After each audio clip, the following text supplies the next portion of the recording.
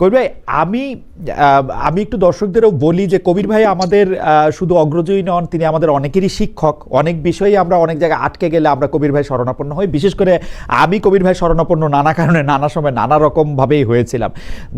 বিগত সরকারের আমলে যেটা 15 বছর ব্যাপী ছিল, সেই সময় সাংবাদিকরা বিভিন্ন ধরনের সমস্যার মধ্যে পড়েছেন, বিভিন্ন ধরনের হতাশার মধ্যেও পড়েছেন, ভয়ের মধ্যে পড়েছেন। আমি আমার ব্যক্তিগত অভিজ্ঞতার কথা বলি। আমি কবির ভাইকে গিয়ে বলছিলাম যে কবির ভাই, এটা কিরকম আমল যেখানে শেখ হাসিনাকে শুধু ভালো বলা হয় আর বাকি সবাই যেন খারাপ হইলেও তাদের কারো কোনো কষ্ট হয় না, শুধু শেখ হাসিনাকে খারাপ এরকম বলা যায় না।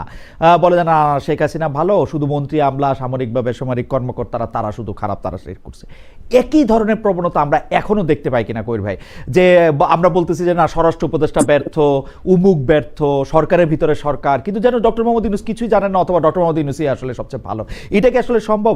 কবির ভাই, আমার একদমই মনে পড়ে আপনি আমাকে বলছিলেন যে দেখেন, মাথা যদি ঠিক থাকে তাহলে অন্য কিছুর খারাপ হওয়ার সম্ভাবনা অনেক কম থাকে, যদি দোষ আমি মাথাকেই দিব।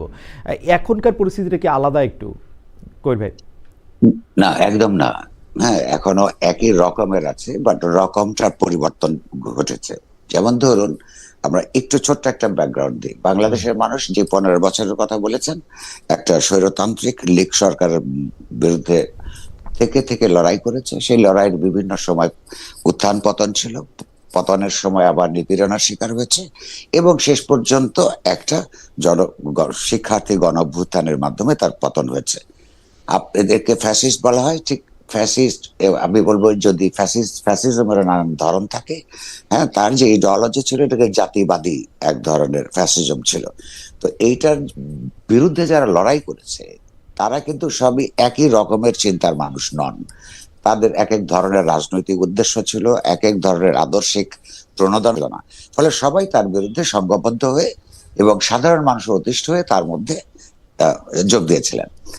তারপর মাত্র 3 সপ্তাহে 1500 মানুষের হত্যাকাণ্ড, প্রায় 20,000 মানুষের আপনার নানা ধরনের আহত হওয়া, তার মধ্যে একটা কয়েকশো 600-700-র মতো মানুষের সারা জীবনের জন্য দৃষ্টি শক্তি হারিয়ে ফেলা, মাত্র 3 সপ্তাহ সময়ের মধ্যে যে নিপীড়নমূলক ব্যবস্থা চালু করেছিল। এবং আপনি লক্ষ্য করবেন, কখনো কখনো মানুষ ভুলে যায়, এই গত আপনার শিক্ষার্থী গণঅভ্যুত্থানের একটা অন্যতম বৈশিষ্ট্য ছিল নারীর অংশগ্রহণ।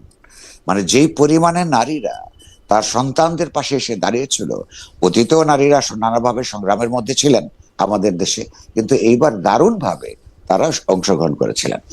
এখন এইটার মধ্য দিয়ে দু ধরনের আকাঙ্ক্ষা তৈরি হয়েছে। একটা হচ্ছে যার যার পুরনো যারা অঙ্গীকার, যেই যে রাজনীতির প্রতি তাদের অঙ্গীকার আছে, সেগুলোকে সামনে এগিয়ে নিয়ে যাওয়ার একটা পরিসর, মুক্ত পরিসর তৈরি হয়েছে বলে সবাই মনে করেছে। অন্যদিকে যে সাধারণ মানুষরা একেবারে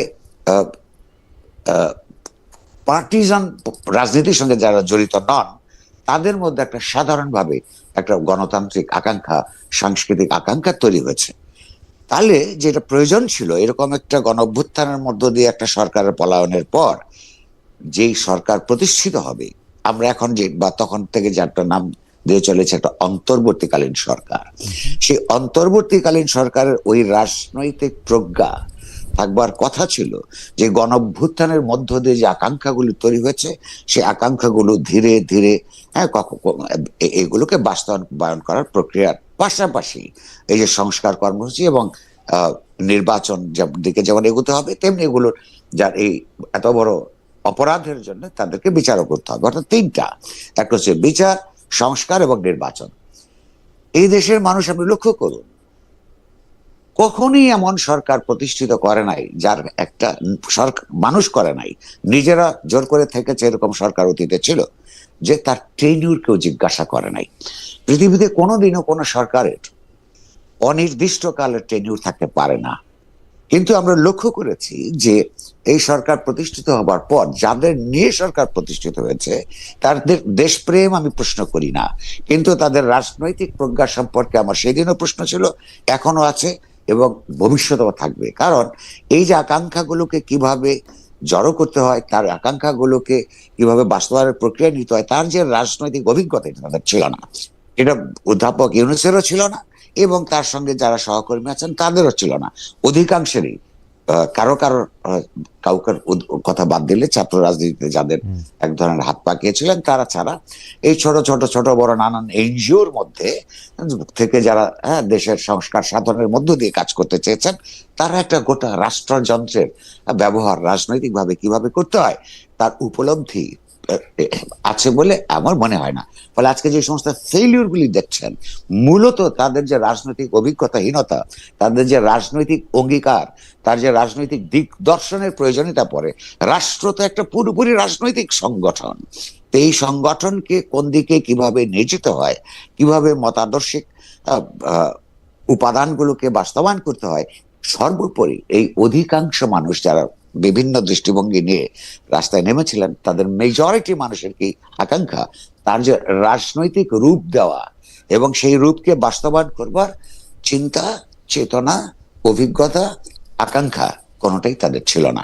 তারা এক ধরনের লুজ টাইপের, যে তরল, তাদের দেশের জন্য ভালোবাসা আছে আমি এখনো বিশ্বাস করি। আবার ক্ষমতাকে পেলে ক্ষমতাকে যে সুষ্ঠুভাবে ব্যবহার করতে হয়, এইটা যতক্ষণ না আপনি কাউকে ক্ষমতা দিচ্ছেন ততক্ষণ পর্যন্ত তার পরীক্ষাটা হয় না। এদের মধ্যে অনেকেই আছে ক্ষমতাকে অপব্যবহার করছেন, সেটাও আছে, সেটা ক্ষমতার একটা অন্তর্গত সমস্যা। এই কারণেই ক্ষমতাকে আপনার জনসমাজের দিক থেকে, সংবাদ মাধ্যমের দিক থেকে, রাজনৈতিক দিক থেকে অপোজিশনাল একটা চাপের মধ্যে রাখতে হয়। সেইটা রাখবার চেষ্টা এখনো পরিপূর্ণভাবে হচ্ছে না, কারণ সবাই নির্বাচনের যে দিকে চেয়ে আছে। করবে ডক্টর মোহাম্মদ ইউনূসকে আপনার মনে হচ্ছে কিনা যে ক্ষমতার অপব্যবহার উনি করছেন, উনি উনার নিজের স্বার্থকে দেশের স্বার্থের চেয়ে বেশি সামনে রাখছেন? সেই স্বার্থের মানে আর্থিক স্বার্থ নাও হতে পারে, আপনি সেটা বলছেন, মানে হতে পারে যে তার কাছে যেটা আদর্শ মনে হয়। জি, ওনার একটা বড় ভুল উনি শুরুতে করেছেন। আমরা জীবনে প্রত্যেকেই ছোট বড় ভুলের মধ্য দিয়ে আমাদের জীবনে গই অথবা পিছিয়ে যায়।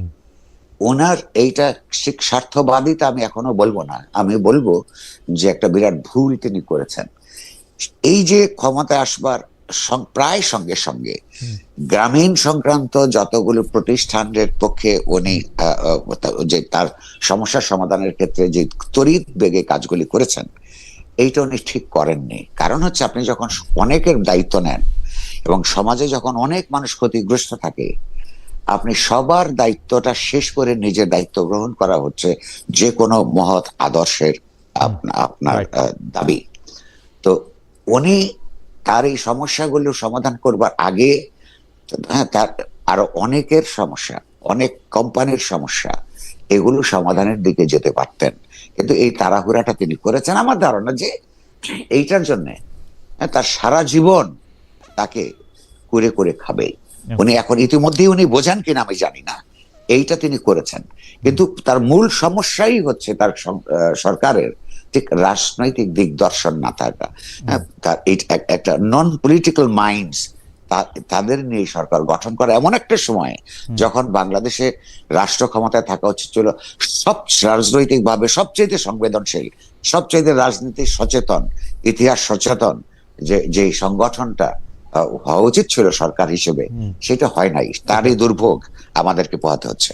রাজনৈতিক দিগদর্শন না থাকা, সরকারের ভিতরে সরকার, এই প্রসঙ্গগুলি নিয়ে আমরা আরেকটু ইলাবোরেট ভাবে আপনার কাছে আসবো, তবে কতগুলি প্রসঙ্গের খুব দ্রুত একটু অবতারণা করতে চাই, তারপর আবার আমরা ওই মধ্যে আসবো। কবির ভাই, আমরা দেখেছি যে ডেইলি স্টার প্রথম আলো আক্রান্ত হওয়ার পর বা ডেইলি স্টার প্রথম আলোর উপর আক্রমণ হওয়ার পর বলা হচ্ছে যে এখন তো আসলে মত প্রকাশের স্বাধীনতা দূরে থাক, বেঁচে থাকাই মুশকিল হয়ে গেছে। আমাদের প্রশ্ন এখানে দুইটা, ডেইলি স্টার প্রথম আলোয় প্রথম সংবাদ মাধ্যম কিনা যারা আক্রান্ত হলেন, এবং আমি যদি ধরে নিই যে ডেইলি স্টার এবং প্রথম আলো আক্রান্ত না হইল, ওই দিন আক্রান্ত না হইতো, কিন্তু একজন হিন্দু লোককে পুরায় মারা হইতো, খুলনায় একজন সাংবাদিককে গুলি করে হত্যা করা হইতো, তাহলে একই কথা ডেইলি স্টার সম্পাদক জনাব মাহফুজ আনাম মঈন বলতেন কিনা যে আমাদের আসলে মত প্রকাশ স্বাধীনতা দূরে থাক, বেঁচে থাকার স্বাধীনতাও নাই?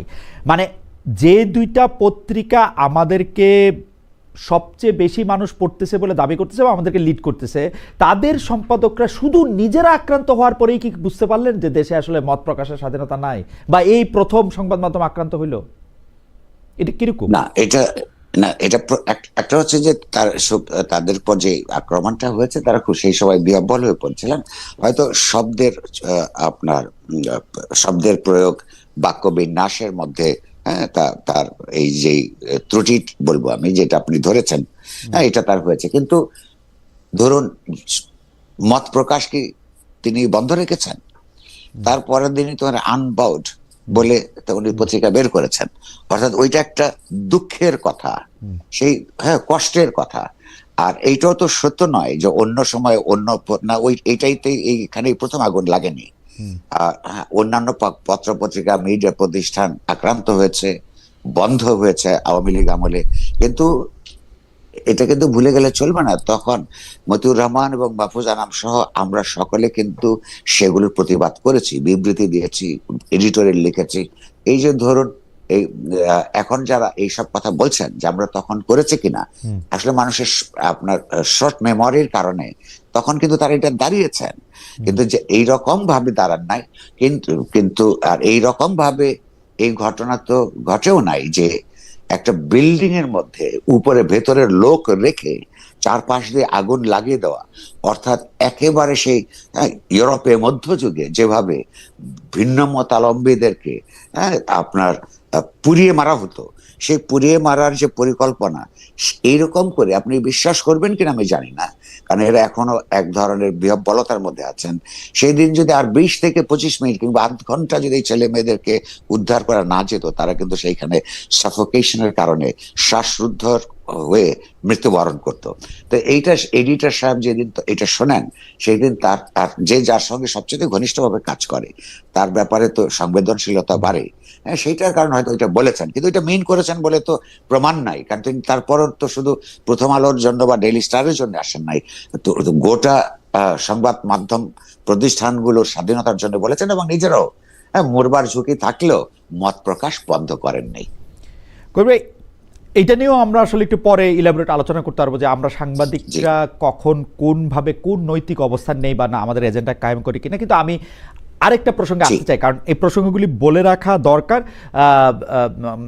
অনেকগুলি প্রসঙ্গ আছে। একটা হচ্ছে যে কবির ভাই, আমরা কিন্তু গত 15 মাস ধরে, যদি আমরা এই অন্তর্বর্তীকালীন সরকারের সময়টা 15 নাকি মানে প্রায় 1.5 বছরের মতো সময়, 15 মাস আমি কেন বলছেন, মানে আপনি জামায়াতে ইসলামীকে বা যারা ফার রাইটিস্ট আছে তাদের ক্ষেত্রে আপনার কিছু শক্ত অবস্থান আছে। ফার রাইটিস্ট বলেও আমি আসলে সংজ্ঞায়ন করতে চাই না, আমি জামাত ইসলামী বলি। আপনার কিছু শক্ত অবস্থান আছে। আপনি কিছু ক্ষেত্রে তাদেরকে প্রকাশ্যে মুনাফেক বলেছেন, আপনি কিছু ক্ষেত্রে তাদেরকে বলেছেন যে তারা এই কাজটা ঠিক করছে না। জামাতে ইসলামী আবার একটা বিবৃতিও দিয়েছে, সেই বিবৃতি দিয়ে বলেছে যে আপনি অসত্য কথা বলেছেন। আমার প্রশ্ন এখানে করবে দুইটা, আপনাকে শিক্ষক হিসেবে এটা আমার প্রশ্ন, যে আপনি একজন সাংবাদিক, আপনি এরকম একটা দলের বিরুদ্ধে এরকম একটা অবস্থান আসলে আপনি নিতে পারেন কিনা, এইটা জার্নালিজমের দিক থেকে এথিক্যাল কিনা। দুই হচ্ছে, তারা যে আপনার বিরুদ্ধে অভিযোগ আনছে যে আপনি অসত্য কথা বলছেন, এইটা ঠিক কিনা, আপনি যদি আমাদের একটু বলেন কবির ভাই। জি, ধন্যবাদ। 1 নম্বর হচ্ছে যে আমি লিখিতভাবে বছরের পর বছর বলেছি, এবং আমি বক্তৃতা করতেও বলি, সাংবাদিকতা এক ধরনের রাজনৈতিক তৎপরতা।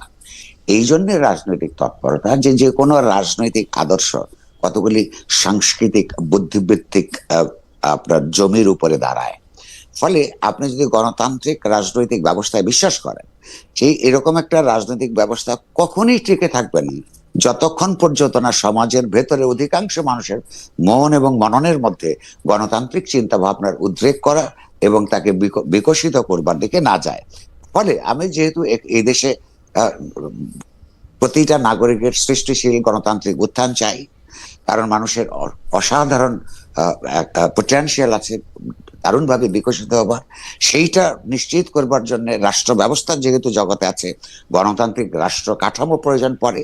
সেইটা গণতান্ত্রিক রাষ্ট্র কাঠামোর দায় যখন হয় অধিকাংশ মানুষের সমস্যার সমাধান প্রথমেই করা, আস্তে আস্তে গোটা সমাজের গণতান্ত্রিক রূপান্তর নিশ্চিত করা, সমাজে ন্যায় বিচার প্রতিষ্ঠা করা, সমাজের বৈষম্য দূর করা, এই রাজনৈতিক, এগুলো সবই রাজনৈতিক ব্যাপার।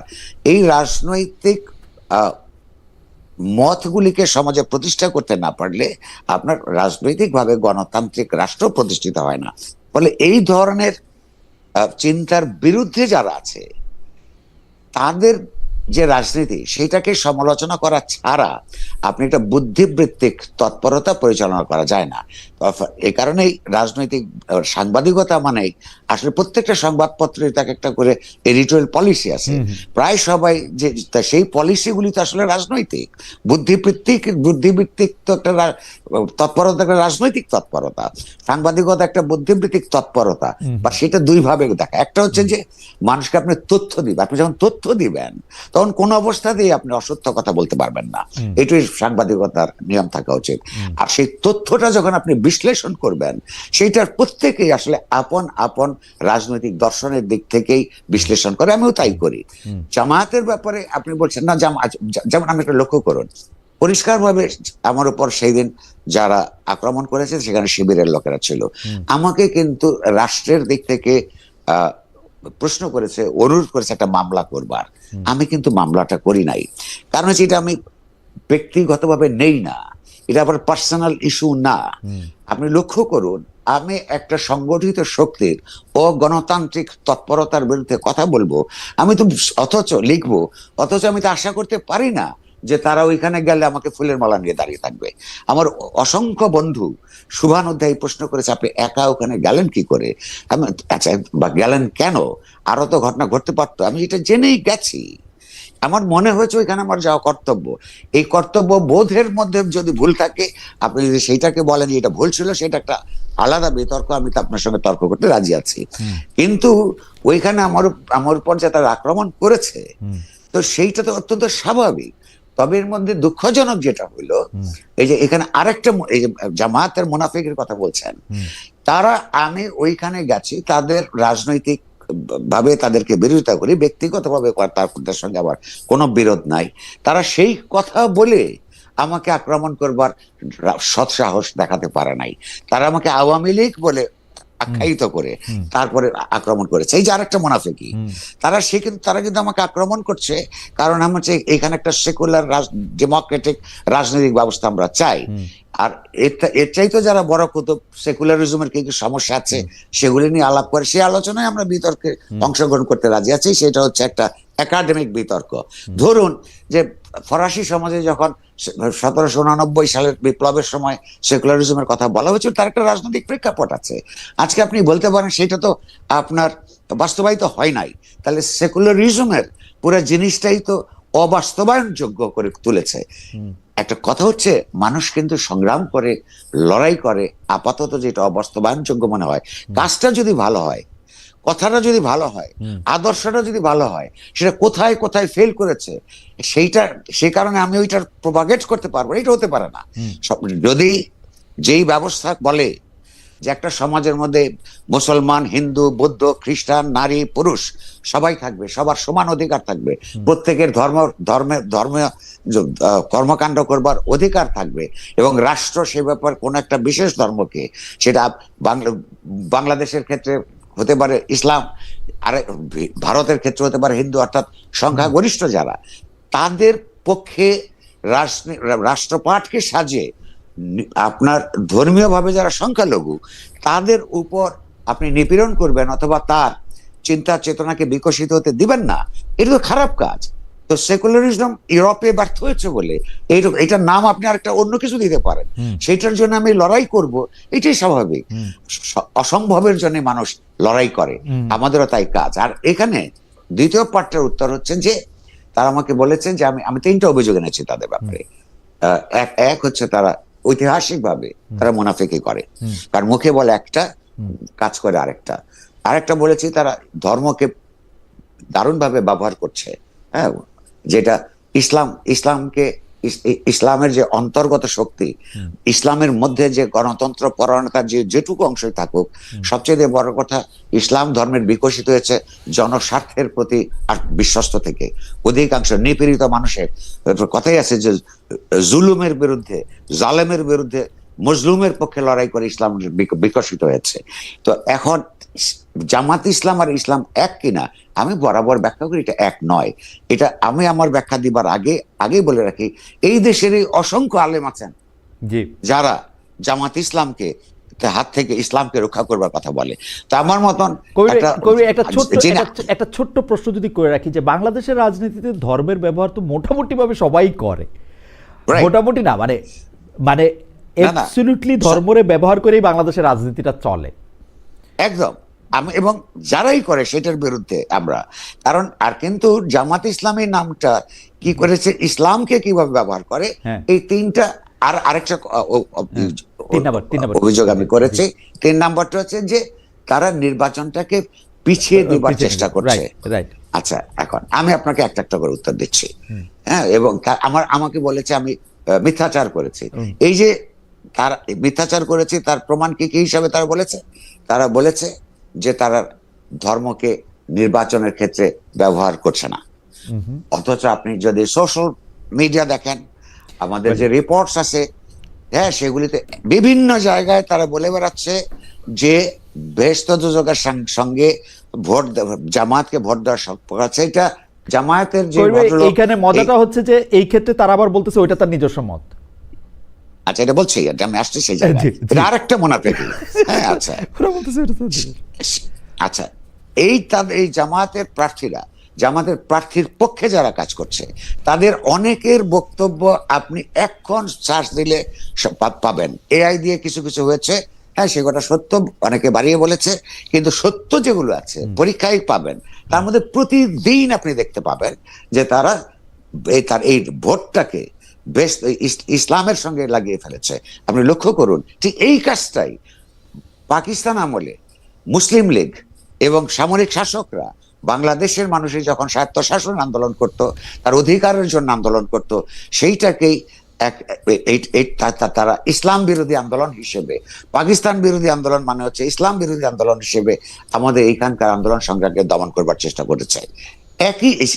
এই কারণেই কিন্তু মানুষের যেমন একটা রাষ্ট্রের যখন বিরাট আপনার রাজনৈতিক ঐতিহাসিক অভিজ্ঞতার ভিত্তিতে যখন সংবিধান তৈরি করে, সেই সংবিধান সেগুলো আমাদের মতো করে হয় নাই, এবং যেভাবে হওয়া উচিত ছিল সেভাবে হয় নাই। সেটা আরেক বিতর্ক, আরেকদিন আমরা আগে করেওছি আমরা। কিন্তু এই পার্টিকুলার পার্টটা দেখুন, 23 বছর ধরে যখন একটা রাজনৈতিক গোষ্ঠী, একটা জনগোষ্ঠী দেখেছে যে ধর্মের নামে আমাদের গণতান্ত্রিক অধিকারকে তারা পাকিস্তানি শাসক শ্রেণী আপনার নষ্ট করতে চেয়েছে, সেই কারণেই সেকুলার রাজনীতির কথা বলা হচ্ছিল, যাতে আর কেউ ধর্মের নামে আপনার এই রাজনীতিটা করতে না পারে। তো এখন আপনি কথা ঠিক বলেছেন, প্রত্যেকেই, এই আওয়ামী লীগ বলুন, বিএনপি বলুন, হ্যাঁ, তারা প্রত্যেকেই ধর্মকে রাজনীতিতে ব্যবহার করেছে, কিন্তু সেইটা দিয়ে ধর্মের ক্ষতি হওয়া ছাড়া, আপনার গণতান্ত্রিক রাজনীতির বিকাশের অন্তরায় হওয়া ছাড়া আর কোনো কাজ হয় নাই। দ্বিতীয়ত, আপনি আর জামাত যেটা করেছে, জামাতে ইসলাম এবং ইসলামকে তারা একাকার করে উপস্থাপন করছে, এইটা বাংলাদেশের গণতন্ত্রের বিকাশের জন্য এবং ইসলামের জন্য। ইসলাম তো আমি বলছি যে জালেমের বিরুদ্ধে, জুলুমের বিরুদ্ধে মজলুমের লড়াই হওয়ার কথা। আপনি বলুন, 1971 সালে এই দেশে যখন বাংলাদেশের স্বাধীনতা যুদ্ধ চলছে, এই জালেম কারা ছিল? পাকিস্তানিরা ছিল। সেই পাকিস্তানি শাসক সেনাবাহিনী ছিল। জামাত ইসলামী তাদের পক্ষে অবলম্বন করেছিল। এটা জালেমের পক্ষে দাঁড়ালো, নাকি জালেম যাদের উপর আপনার নিপীড়ন শুরু করলো, যেই নিরস্ত্র মানুষের উপর হত্যা, অগ্নিকাণ্ড, রেপ, সেই তাদের পক্ষে অবলম্বন করলো? তো এই কাজ করে তারা ইসলামের শক্তি নিজেকে কিভাবে নিজেদেরকে প্রচার করতে পারে, এবং সে ইসলামের পক্ষে যায় কি করে? কিংবা ধরুন, এই যে এখনো যে অভিযোগগুলি আপনি লক্ষ্য করুন, তো যে তারা তো মিথ্যাচার করে, এবং আপনি বলছেন যে তারা বলে যে ওইটা আমাদের তার ব্যক্তিগত মত। তো ব্যক্তিগত মত, এইটাই সংখ্যা যদি তার কর্মীদের অধিকাংশ হয়, তাহলে তো হয় ওই কর্মীরা জামাত ইসলাম করে না, অথবা তারা এদের প্রতিনিধি নন। সেটা পরিষ্কার করতে কাউকে তো বহিষ্কার করতে আমরা শুনি নাই, হ্যাঁ, কিংবা তাদের বিরুদ্ধে তো কোনো মামলা রুজু করবার কথা শুনি নাই, যে তাদের যে রাজনৈতিক মত সেইটা অন্য কথা বলে তাদেরকে কলঙ্কিত করছে সমাজে, তাদের বিরুদ্ধে ভুলভাবে উপস্থাপন করছে, এইটা তো ঘটে নাই। ফলে এই কেবলমাত্র আমাকে একটা গালি দিবার জন্যই তারা এই গালিটা দিচ্ছে। নির্বাচনের ব্যাপারটা আমি মনে করি এটা আমার কাছে তথ্য যেমন আছে, বিশ্লেষণও আছে। তারা একটা হাইপ তুলবার চেষ্টা করেছিল, যা জানোবা যে বা এখনো করছে, যে আওয়ামী লীগকে আপনারা দেখেছেন, বিএনপিকে আমরা দেখেছেন। আসলেই তো আওয়ামী লীগ এবং বিএনপি তো বাংলাদেশের মানুষের সঙ্গে অনেক ব্যাপারেই বিশ্বাসঘাতকতা করেছে। তারা নানান ভাবে এক ধরনের কথা দিয়েছে, নির্বাচনের ম্যানিফেস্টোতে গিয়ে কাজ করেছে অন্যরকম। এই অভিযোগ তো আমাদের প্রত্যেকেরই আছে। যে কোনো আপনার ইনফর্মড, চিন্তাশীল, ইতিহাসবোধ সম্পন্ন মানুষ এইটা বলবে। তো এইটার আমরা এটার বিকল্প চাই। এই বিকল্প তো আমরা তাদের চাইতে পশ্চাৎপদ কোন শক্তির উত্থানকে চাই না। তারা বলছে তাদেরকে পরীক্ষা করতে হবে, তো তাদেরকে পরীক্ষা তো করা হয়েছে। তারা 1971 সালে সবচেয়ে ইতিহাসে বড় পরীক্ষা দিয়েছে। এই দেশের মানুষ যখন সবচেয়ে বিপদের মধ্যে ছিল, সেই বিপদের মধ্যে তারা বিপদাপন্ন মানুষের বিরুদ্ধে ছিল। সেই 71 সালে আবার আপনার এই মালেক মন্ত্রিসভায় তাদের মন্ত্রীও ছিল এই তৎকালীন পাকিস্তান।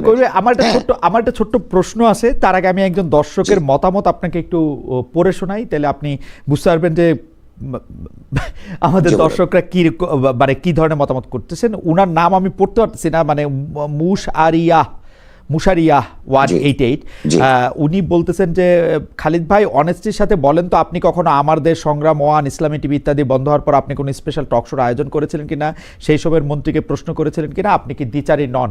ভাই আপনার জানার জন্য আমি বলতেছি যে আমি করছিলাম অসংখ্য টক শোতে, এগুলি নিয়ে আমি প্রশ্ন করছি। সেই সময় এটা 5টা করে টক শো করতাম দিনে, সপ্তাহে 5টা করে টক শো করতাম সপ্তাহে, এবং এডিটর স্পিক বলে অসংখ্য প্রশ্ন করেছি। এমনকি নুরুল কবির ভাই আমাদের সঙ্গে আসেন, নুরুল কবির ভাই আমাদের অনুষ্ঠানে এসেও এইগুলির কথা অসংখ্যবার বলছেন। আপনারা যদি দেখা থাকেন, দেখার যদি কোনো উপায় থাকে তাহলে দেখবেন। কিন্তু কবি, আমার একটা প্রশ্ন আছে, আপনি আপনার উপরে যে আপনার সঙ্গে এই ভদ্রলোককে আমি আরেকটু মনে করে দিতে চাই, আমি একটু যুক্ত করতে চাই। সেটা হচ্ছে জনারা বোধহয় ভুলে গেছেন, আমরা 1971 সালে যারা মানবতা বিরোধী অপরাধ করেছে তার বিচার চেয়েছে, এখনো চাই। একই সঙ্গে তাদের ভুলে যাওয়া উচিত না, তাদের ব্যাপারে আইনটা যাতে স্বচ্ছভাবে প্রয়োগ হয়, আইনের যাতে অপপ্রয়োগ না হয়, সেইটা বলতে গিয়ে আমাকে আদালতে যেতে হচ্ছে। আমার বিরুদ্ধে আদালত অপমাননার হচ্ছে অভিযোগ এসছে, আমাকে ভর্ৎসনা করা হয়েছে। কিন্তু তখনও কিন্তু তাদের ব্যাপারে বিচারটা যাতে অস্বচ্ছ না হয়, স্বচ্ছ এবং সঠিকভাবে হয়, তার জন্য কিন্তু যখন কেউ ছিল না, তাদের যখন বড় বড় এইখানে সমাবেশ হচ্ছে শাহবাগে, তখনও কিন্তু আমি আবার তাদের অধিকারের জন্য লড়াই করেছি। তাদের আরেকটা মুনাফিকি হচ্ছে, আমাদেরকে যেভাবে তারা চিত্রিত করতে চায়, আমরা তাদের অধিকার রাখবার জন্য, আমি তো এটা ব্যক্তিগতভাবে নেই না, আমি বলছি তারা তাদের রাজনীতি করুন, কিন্তু সেই রাজনীতির ভুল ভ্রান্তি এবং স্বার্থ বিরোধীরা কোথায় সেটা আমাদেরকে বলতে দিতে হবে। তারা যেভাবে করছে, তারা বাক স্বাধীনতা বলতে তাদের স্বাধীনতাকে বোঝায়, আমরা বাক স্বাধীনতা বলতে আমার রাজনৈতিক প্রতিপক্ষের বাক স্বাধীনতাকেও বুঝি। আমার মনে আছে যে আমি একটু খালি আবার যুক্ত করি যে 2024 সালের যে নির্বাচন হলো, সেই নির্বাচনের সময় আমি বেশ কয়েকটা বড় বড় মানুষের সাথে ইন্টারভিউ করছিলাম, এর মধ্যে নুরুল কবির ভাইও একজন। আপনারা সেই ইন্টারভিউটা এখনো ডিজিটাল ফুটপ্রিন্টে তো সবকিছুই রয়ে যায়, ডয়েচে ওয়েলে থেকে সেই ইন্টারভিউ নেওয়াতে কবির ভাই কিন্তু এই জামাতে ইসলামীর রাজনীতি করার অধিকার এবং অন্যান্য ডানপন্থী জায়গা থেকে রাজনীতি করার অধিকার সম্পর্কে সবচেয়ে সচকিত এবং উচ্চকিত ছিলেন আওয়ামী লীগের আমলে। এই 2024-এর ইলেকশনে আমার ঠিক ডেট মনে পড়তেছে না, এটা জানুয়ারির 2 বা 3 তারিখের মধ্যে হবে। আমি কবির ভাইকে ইন্টারভিউ করছিলাম। কিন্তু কবির ভাই, আমার একটা প্রশ্ন আছে আপনার বক্তব্যের ক্ষেত্রে। আপনি বলছেন আপনাকে যারা আক্রমণ করছে যে প্রথম আলো ডেইলি স্টার, আপনি তাদেরকে বলছেন যে তারা শিবিরের লোক। আমার প্রশ্ন হচ্ছে সেইটাও আপনি কোনো প্রেজুডিস থেকে বলতেছেন কিনা? আপনি যেহেতু এখন জামাত শিবিরের উপর ক্ষিপ্ত হয়ে আছেন, আপনার যাকে পছন্দ হচ্ছে না তাকেই আপনি শিবির বা বলতেছেন কিনা, আমাদের দর্শকরাও জানতে চাইতেছেন আপনি তাদেরকে চিনলেন কি করে যে তারা শিবিরের লোক? একদম ক্ষিপ্ত হয়ে, প্রথম কথা আমি ক্ষিপ্ত হয়ে নাই, একদম না। আমি এটাকে আদর্শগত লড়াই হিসেবে দেখি, এবং কোন ব্যক্তির ব্যাপারে কোন ক্ষিপ্ত হওয়া আমার অভ্যাসের মধ্যে পড়ে না। আমি তো বললাম স্বভাবের মধ্যেই নাই, তাহলে তো আমি একটা মামলা করতে যেতাম। আচ্ছা, ইতিমধ্যেই যারা গ্রেফতার হয়েছে, সেই দিনকার যেইখানে ওইখান থেকে স্পট থেকে যারা আপনার ছবি তুলেছে এবং ভিডিও করেছে, ওইখানে যারা উপস্থিত ছিল তাদের 2-1 গ্রেফতার হয়েছে। তাদের ফেসবুক পোস্টে তাদের পরিচয় আছে, নিজেরাই দিয়েছেন। তাদের মধ্যেই শিবিরের কর্মীরা, একাধিক কর্মীর নাম আছে, যেটার সঙ্গে তারা নিজেরাই শিবির বলেন। সুতরাং আমি মোটেও না জেনে ভিত্তিহীন ভাবে রাগ থেকে, ক্ষোভ থেকে কোনো অভিযোগ করি না। আমি এটা বলবো কিনা আমি জানি না। ওকে, সারা জীবনে আমার সবচাইতে প্রিয় 2টা ব্যক্তিগত পর্যায়ে 2টা মানুষ ছাড়া কারোর বিরুদ্ধে আমি কোনো ব্যক্তিগতভাবে রাগ করি নাই। আচ্ছা, তো প্রশ্ন হচ্ছে যে, আর ওই অভিযোগটা ছোট্ট করে আমি উত্তর দিয়ে দিচ্ছি, যে তারা নির্বাচন পেছাতে চান কি চান না, এটা তারা বলছেন আমাকে অসত্যবাদী বলে, যে তারাই ফেব্রুয়ারি মাসে প্রথম নির্বাচনের কথা বলেছিল। কথা সত্য, এই পর্যন্ত সত্য। এই যে, কিন্তু তার যে মুনাফিকি স্বভাব, বলবে একরকম, কিন্তু ওই পাশাপাশি সময়গুলিতে তাদেরই বক্তৃতা বিবৃতি, যার ধরেন তাদের এখন এই মুহূর্তের রাজনৈতিক প্রতিপক্ষ তার পুরনো বন্ধু বিএনপি সংস্কার বাদ দিয়ে কেন নির্বাচনের জন্য পাগল হয়ে গেছে, এইটা এইরকম অসংখ্যবার তারা এগুলো বলেছে। যত বছর লাগে সংস্কারটা শেষ করা উচিত, এগুলো তাদেরই বক্তব্য। তারা নিজেদের ফাইল খুঁজলেই তারা পাবেন। ওইটা যেমন ফেব্রুয়ারিতে যেমন চেয়েছে, আবার আর ডিসেম্বরে অন্যরা চেয়েছে বলে আপনার তাদেরকে গালাগালও দিয়েছে।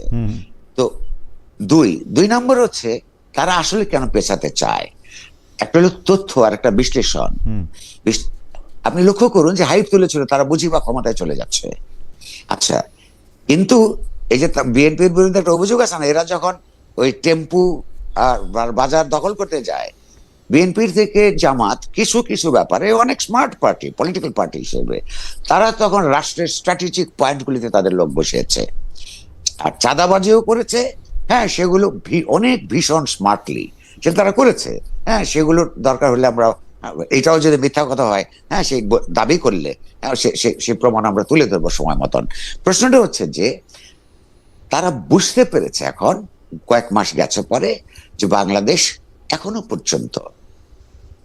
পর্যন্ত বাংলাদেশের অপরাপর যাবতীয় রাজনৈতিক দল, সংগঠন ইত্যাদির নানা ধরনের অন্তর্গত দুর্বলতা থাকা সত্ত্বেও বাংলাদেশের গোটা সমাজ, 18 কোটি মানুষের বৃহদাংশ এখনো পর্যন্ত জামাতের মতন রাজনৈতিক দলকে ক্ষমতায় দেখতে প্রস্তুত নয়, অর্থাৎ তারা ক্ষমতায় যেতে পারবে না। তাহলে কি করতে হবে তাকে? এই মুহূর্তে যেহেতু ডানপন্থী, তাদের প্রতি সহানুভূতিশীল ইউনূস সরকারের মধ্যে মন্ত্রী আছে, প্রশাসনের মধ্যে তাদের লোক আছে, ডিফ্যাক্টো ভাবে ক্ষমতায় থেকে আরো সুবিধা নেওয়া, তাদের রাজনৈতিক প্রতিপক্ষগুলোকে নানানভাবে আরো দমন করার জন্য যতটা সময় পায় তার জন্য ততটাই ভালো। ফলে সে প্রলম্বিত করতে চায়। এইটা খুব পরিষ্কার তথ্য হিসেবে আমি তো সাংবাদিক, তো আমি তো অ্যাপ্রেন্টিস রিপোর্টার থেকে সম্পাদক হয়েছি। ফলে আমাদের তো রিপোর্টারের সোর্স গুলি তো বন্ধ হয়ে যায় নাই। ফলে নানান জায়গায় সেই তথ্য হিসেবেও আমরা, এটা সরকার নিজেও জানে, সরকারের লোকেরা, সরকারের মধ্যে লোকেরা আমাকে জানিয়েছে যে তাদের কাজকর্ম, তাদের তৎপরতা, এগুলোর মধ্য দিয়ে বোঝা যায় যে তারা পথ করতে চায়। কেন পিছাতে চায়? তার কারণ হচ্ছে তারা জানে ক্ষমতায় যেতে পারবে না। ফলে যতদিন পর্যন্ত তারা এটা সুবিধাটা নিতে পারে সেটা তারা চায়। আর অন্য অপরাপর দলগুলির থেকে, এটা আমি জামাতের প্রশংসা করছি, তাদের তাড়াহুড়া কম। জামাতের তারা 50 বছর ধরে একটা বিপ্রতিভ পরিবেশের মধ্যে তারা কাজ করেছে। আবার সে খেয়াল করুন, থেকে গণ আন্দোলনের সঙ্গে অন্য পার্টিগুলির মত, অনেক বিশদ আওয়ামী লীগের মতন এরাই কিন্তু বিশ্বাসঘাতকতা করে তাদের পরিসরগুলো গেছে। 86 সালে তারা নির্বাচনে গেছে, 1986 সালে, যখন এদেশের ছাত্রী জনতা সেই নির্বাচনের বিপক্ষে ছিল। খেয়াল করুন, তারা তাদের সুবিধার বাইরে, হ্যাঁ, আপনার কখনই কাজ করার এই ব্যাপারে তারা স্মার্ট আছে। সেই স্মার্টনেসের জন্য শেষ পর্যন্ত তারা লাভবান হবে কি ক্ষতিগ্রস্ত হবে সেটা ইতিহাস নির্ধারণ করবে। সুতরাং আমাকে যে বললো তারা আমি মিথ্যাচার করলাম, এর সব কটাই তো সত্যি। আপনার কথা সত্যি ধরে নিয়ে করবে। আমি আপনাকে একদম মানে এই প্রশ্নটা করতে চাই যে ধরেন জামাত ক্ষমতায় যেতে পারবে না, এটা আপনি যেমন জানেন, ধরা যাক এটা যদি সত্য হয়, জামাতও জানে, এবং জামাত যে বারবার ক্ষমতা পিছাতে চাইতেছে, নির্বাচন পিছাতে চাইতেছে, সেটাও একটা কারণ। আপনি তো যুক্তি বুদ্ধি দিয়েই আপনি এটা বিবেচনা করলেন। তাইলে এটা জামাতের জন্য সবচেয়ে ভালো হইতো না বিএনপির সাথে তার পুরনো বন্ধুত্বটাকে একটু জাগিয়ে তুলে আবারও, এবং আপনি তার প্রশ্ন করলেন যে তার তাড়াহুড়া নাই, বিএনপির সাথে পুরনো বন্ধুত্বটাকে জাগিয়ে তুলে বিএনপির সহযোগী শক্তি হিসেবে থেকে আরও শক্তি সঞ্চয় করা এবং ক্ষমতার কাঠামোতে অংশ নিয়ে আর নিজেদেরকে আরো শক্তিশালী করা, যেমনটা তারা 2001 সালে করছিল, এটা তাদের জন্য ঠিক কাজ হইতো না? আমার এই প্রশ্নটা আমি এই কারণে করতেছি, কারণ আমি দেখতে পাইতেছি যে প্রথম আলো টেলিভিশনের কথা আবার আসি, আমি জীবনে এরকম দেখি নাই যে বিএনপির আয়োজিত সভায় বা কোনো দলের আয়োজিত সভায়, মানে বিএনপির একজন ভারপ্রাপ্ত চেয়ারম্যান তিনি দেশে ফিরবেন, সেই সভার মধ্যে অংশগ্রহণ করে সম্পাদকরা কেন তারেক রহমানের আরো আগে আসা উচিত ছিল, তারেক রহমান আসলে দেশের কি হয়ে যাবে, এগুলি বলতে শুরু করছে। কারণ তারা দেখতে পাচ্ছে যে বিএনপি ক্ষমতায় আসতেছে। তো জামাতও তো এটা দেখা, জামাতেরও তো একই কাজ করা উচিত ছিল, তাই না? আচ্ছা দেখুন, এটা 2-3 ধরনের উত্তর আছে, তবে একটা কথা বলে রাখি, আপনি কিন্তু গড়ে বলেছেন সম্পাদক ওখানে গেছে, আমি কিন্তু ওখানে যাই না। নাই। আমার সেটা প্রশ্ন আছে, লেজ আছে যে আপনি জান নাই কেন, হ্যাঁ। আপনাকে কি দাওয়াত দেয় নাই, নিমন্ত্রণ দেয়? একটা প্রবণতা আছে ইতিমধ্যেই, জামাত শিবির বাংলাদেশের বিভিন্ন জায়গায় যে সন্ত্রাস তৈরি করেছে, ইতিমধ্যেই যে সমস্ত অসত্য কথা তারা মানুষকে বলে চলেছে, ইতিমধ্যেই ধর্মকে যারা উৎকট ভাবে ব্যবহার করছে, এগুলির মধ্য দিয়ে আপনি বরং তার ব্যাপারে মানুষ ওই যে আওয়ামী লীগ বিএনপির বদলে তাকে পরীক্ষা করবে কিনা, ইতিমধ্যেই সে ভর্তি পরীক্ষা দিয়ে ফেলছে। এই পরীক্ষার মধ্য দিয়ে মানুষ বুঝতে শুরু করেছে যে ক্ষমতায় যাবার আগেই যদি তাদের এই অবস্থা হয়, তাহলে ক্ষমতার যদি রাষ্ট্র ক্ষমতা হাতে বলে তারা কি করতে পারে। জামাত আবার ভুল করলো, এই ভুল তারা ক্রমাগত করেই চলবে। আমি আরেকটা প্রসঙ্গ এখানে আনছিলাম, এটাও যদি একটু ছোট্ট করে বিএনপির কথা বলছেন। হ্যাঁ, তারেক সাহেবের আগমন নিয়ে সম্পাদক সাহেবরা, জি জি জি, এটা একটু যদি বলতেন। ছোট্ট রেসপন্স আমি আসবো এটিতে। আপনার বিএনপির সঙ্গে তার বন্ধুত্বটা ঠিক বা আরো অগ্রসর হলো না কেন? দুটো কারণ। একটা হচ্ছে জামায়াত, জামায়াত যেহেতু নিজেদের ব্যাপারে অতি কনফিডেন্ট হয়ে গেছিল, নিজেরাই পারবে বলে তাদের একটা ভুল ধারণা তৈরি হয়েছিল, সেটা যেমন ব্যাপার, তেমনি আপনার তার আবার পাশাপাশি তাদের সঙ্গে তারা যে এক ধরনের অ্যালায়েন্সে যেতে চায় না, এটা কিন্তু সত্য নয়। প্রথম দিকে তাদের কিন্তু সিট অ্যারেঞ্জমেন্টস এর প্রস্তাব, হ্যাঁ, জামাত এটা প্রকাশ্যে স্বীকার করে না, বাট আমি তথ্য হিসাবে জানি এই প্রস্তাব নিয়ে দুই পক্ষ আলাপ করেছে, এটার মধ্যে সমঝোতা হয় নাই। এটা হলো এক, চেষ্টা তারা করেছে। দুই, এবং সেটা লক্ষণ আমরা দেখতে পাই যে জামাতের আমির এবং নায়েবে আমির লন্ডনে গিয়ে দেখা করে এসেছেন তারেক সাহেবের সঙ্গে, সেটাও আমরা দেখছি ওই সময়ের মধ্যে হয়তো এই তথ্য এসছে। হ্যাঁ, আচ্ছা, এটা যেমন একটা। তো এই জামাত যেমন নানান অপরাধ করেছে, অথচ অপরাধগুলির জন্য সে ক্ষমা চায় না, বরং সেগুলোকে নানান ভাবে প্রলেপ দিয়ে আপনার ওইখান থেকে উদ্ধার পেতে চায়। বিএনপির কাছেও কিন্তু আমাদের সবার দাবি করা উচিত, আমি করেছি, যে এই যে জামায়াত যে তার এই আশ্রয় প্রশ্রয়ে, কখন আওয়ামী লীগের কিন্তু দীর্ঘতর সময় প্রায় 26-27 বছর তাকে যে প্রশ্রয় দিয়ে তাকে যে বিকশিত করবার প্রত্যক্ষ না হলেও অপ্রত্যক্ষ ভাবে পরোক্ষ অবদান রেখেছে, এখন তাকে গালাগাল দেয়, তার ওই অতীত অন্যায় কিংবা ভুল তারা যেভাবে বলুক, সেইটার জন্য কিন্তু তার ক্ষমা চাওয়া উচিত। জামাতের শক্তি বৃদ্ধি তো হয়েছে, সত্য কথা, যে হ্যাঁ সেইটা যতটুকুই হোক না কেন, এই শক্তি বৃদ্ধির পিছনে জামায়াতের কথা বলছি, বিএনপির কিন্তু ভূমিকা আছে। বিএনপিরও উচিত যে হ্যাঁ তারা এই কাজটা অন্যায় করেছে, ভুল করেছে, হ্যাঁ সেইটা মানুষের কাছে স্বীকার করা, আর স্বীকার না করা পর্যন্ত আমি অনুরোধ করবো যে মানুষ যাতে তাদেরকেও ভোট না দেয়। ওকে কবির ভাই, আমি পরবর্তী প্রসঙ্গে আসি, সেটা আবার একটু রিপিটেশন হবে, কিন্তু দেশের মানুষের কাছে একটু প্রশ্ন করেছিলাম, দেশের সার্বিক আইন শৃঙ্খলা পরিস্থিতি নিয়ন্ত্রণে আছে মনে করছে নির্বাচন কমিশন। তো প্রিয় দর্শক, তাদের অবস্থান সঠিক বলে মনে করেন কিনা? শতকরা 14% মনে করেন তাদের অবস্থান সঠিক, শতকরা 86% মনে করেন সঠিক না। 32,000 দর্শক এখানে ভোট দিয়েছেন। কবির ভাই, আমি একটু সরকারের ভেতরে সরকারের প্রসঙ্গে আসি। আমরা দেখেছি যে মাহফুজ আলম সাহেব যখন বিদেশে আক্রান্ত হয়েছিলেন সরকারের উপদেষ্টা থাকাকালীন সময়, সেই সময় এনসিপির যে নেতা আছেন সে নাহিদ ইসলাম বলেছিলেন যে সরকারের ভিতরের সরকারের উপদেষ্টারাই কেউ কেউ তাকে হত্যাযোগ্য বা আক্রমণযোগ্য করে তুলেছে। পরেও সরকারের ভিতরে সরকারের কথা অনেকবার তারা বলেছে।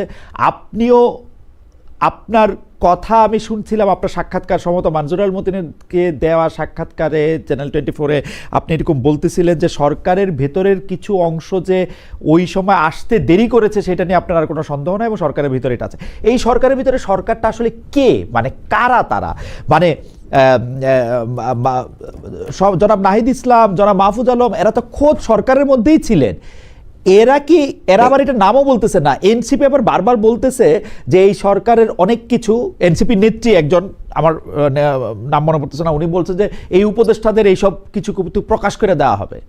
এরা এই সরকারের ভিতরে সরকারটা আসলে কে, মানে কারা? দেখুন, আর্মি, ডিজিএফআই, জি পুলিশ, জি জি জি আলাপটা করছি আমি।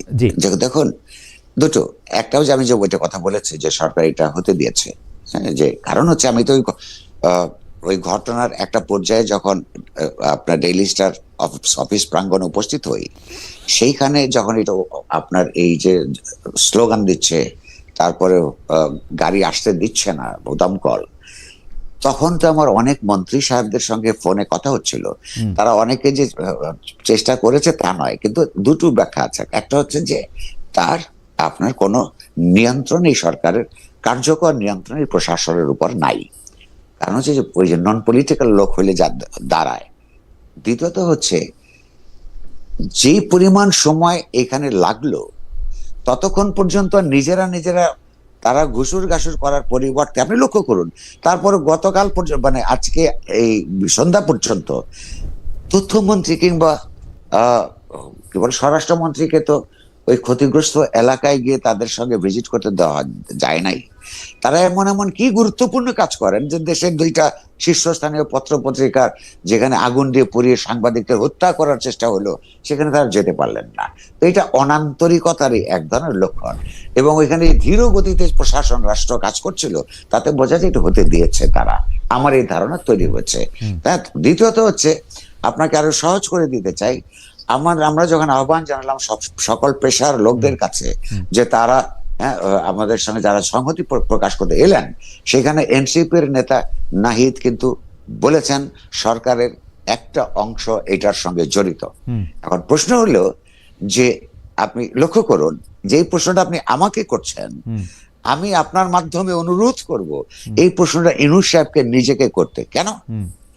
ইনুস সাহেব নিজে বলেছেন যে ছাত্ররা তাকে অ্যাপয়েন্টমেন্ট দিয়েছে, মনে আছে আপনার? Right, absolutely. আচ্ছা আচ্ছা, সেই ছাত্ররা এখন বলছে, ছাত্রদেরই প্রতিনিধি নাহিদ, যে সরকারের লোকেরা আপনার লোকেদের একটা অংশ এখানে আছে।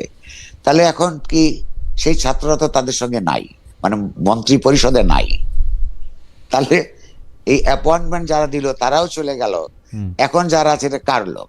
লক্ষ্য করুন, আপনার প্রশ্নের উত্তর হচ্ছে যতই উনি বলুন না কেন, ছাত্ররা তাদেরকে, আর প্রথম কথা হলো ছাত্ররা তাদের নাম প্রস্তাব করেছেন, ছাত্ররা তাদেরকে তার ব্যাপারে ভীষণ ভাবে চেয়েছেন। এই ব্যাপারে সত্য, কারণ তারা না চাইলে উনি নিশ্চয়ই প্রধানমন্ত্রী হতেন না। কিন্তু এই যে রাজনৈতিক যে বিশ্লেষণটা এই মন্ত্রী পরিষদের মাথায় থাকে না, ঘটনাটা কি হয়েছিল, বিভিন্ন রাজনৈতিক দল মত নির্বিশেষে সমস্ত মানুষের সম্মিলিত প্রয়াসের মধ্য দিয়ে একটা জাতিবাদী আওয়ামী লীগ স্বৈরতান্ত্রিক সরকারের পতনের পর যখন এই সরকার গঠনের কথা হলো, তখন তিনটা ফ্যাক্টরস কাজ করছিল। একটা হলো তখনও রাজনৈতিক দল হিসেবে অসংগঠিত এনসিপির নেতৃবৃন্দ, সমন্বয়ক। অন্যদিকে হচ্ছে তখনও পর্যন্ত বিরোধী দল হিসেবে বিএনপি, তারপরে বামপন্থী, ডানপন্থী, অপরাপর রাজনৈতিক দল, তারা সবাই একসাথে তার ব্যাপারে একটা অন্তর্বর্তীকালীন সরকার করার সিদ্ধান্ত নিয়েছিল। তারা যদি সেদিন তাকে না মানতেন তাহলেও কিন্তু হতো না, এবং এইটাকে ফ্যাসিলিটেট করেছিল সেনাবাহিনী শীর্ষ নেতৃত্ব। এই তিনটা যদি একসাথে না হতো, তাহলে সেই দিন তার নেতৃত্বে এই সরকার প্রতিষ্ঠিত হতো না। এবং এটা নিয়ে যদি আরো গন্ডগোল হতো বা সময়ক্ষেপণ হতো, আমার অনুমান তখন একটা মিলিটারি টেক ওভার হতো, এবং ওই পরিস্থিতিতে মিলিটারি টেক ওভার হলে এইটা খুব বেশি মানুষ আশ্চর্য হতো না।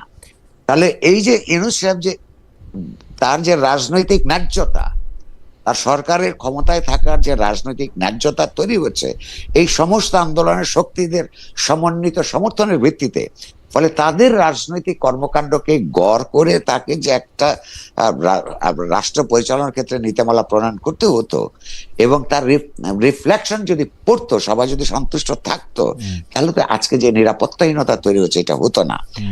এখন তারপরে উনি সরকার গঠনের সময় আপনি লক্ষ্য করুন, তাদের অধিকাংশ হচ্ছে আওয়ামী লীগ আমলে উনি নিপীড়নের শিকার হয়েছেন।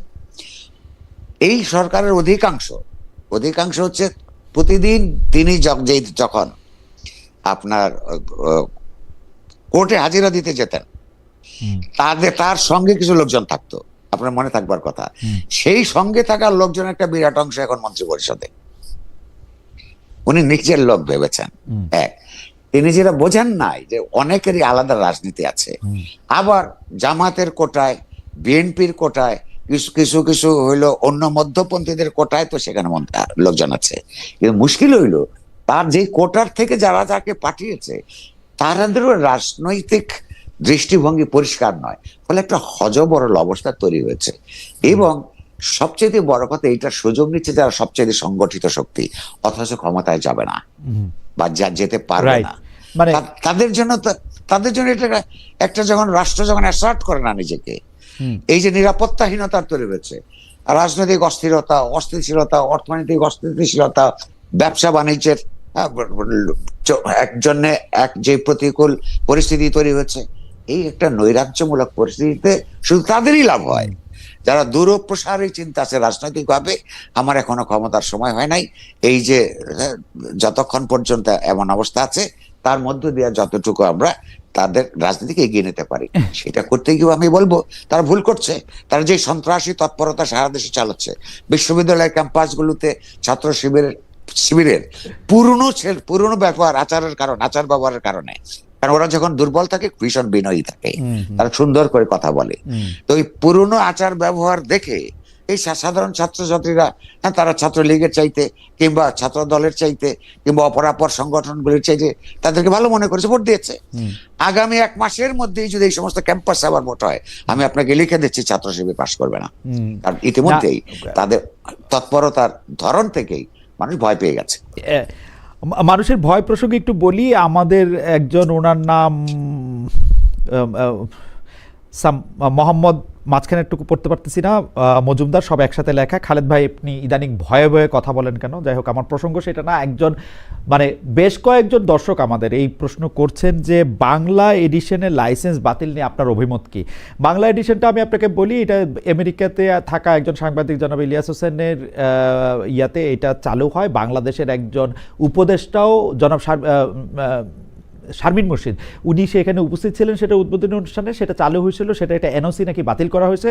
এখন এনওসি বাতিল করা হয়েছে, আমি এটা বুঝতে পারি যে কারণটা হয়তো এই যে জনাব ইলিয়াস হোসেন এই ডক্টর মোহাম্মদ ইউনূসকে অনেক গালাগালি বকাবকি করছেন, কিন্তু ডক্টর মোহাম্মদ ইউনূসের ক্ষেত্রে উনি যেটা করছেন, তিনি তো আগেও এটা অনেকের ক্ষেত্রে করছেন। শুধু ডক্টর মোহাম্মদ ইউনূসকে গালি দিলেই কি একটা জিনিস বন্ধ হয়ে যায়? মানে এগুলি কি, মানে প্রত্যেকটা সময়, মানে একটা তো হচ্ছে যে আপনি একটি স্ট্যান্ডার্ড রাখবেন যে এই করলে আপনি বাতিল করবেন বা চালু করবেন বা আপনি অনুমোদন দিবেন, আর হচ্ছে আপনাকে গালাগালি করলে, আপনাকে বকাবকি করলে আপনি এটা বন্ধ করে দিবেন, আর বাকি সবাইরই বকাবকি করা, সবাইরই ইয়া করা, এটা ঠিক আছে? এটা কিরকম? এটা নীতি হিসাবে অত্যন্ত, এটা হলো দ্বিচারিতা, নীতি হিসাবে খারাপ। কিন্তু আমি তো ঠিক, সরকার তো ঠিক কখনো বলে নাই যে ইউনূস সাহেবকে গালিগালাজ করবার জন্যই এটা বন্ধ করা হয়েছে কিনা। প্রথম কথা হচ্ছে, কোন সংবাদ মাধ্যম প্রতিষ্ঠানকে বন্ধ করা উচিত না।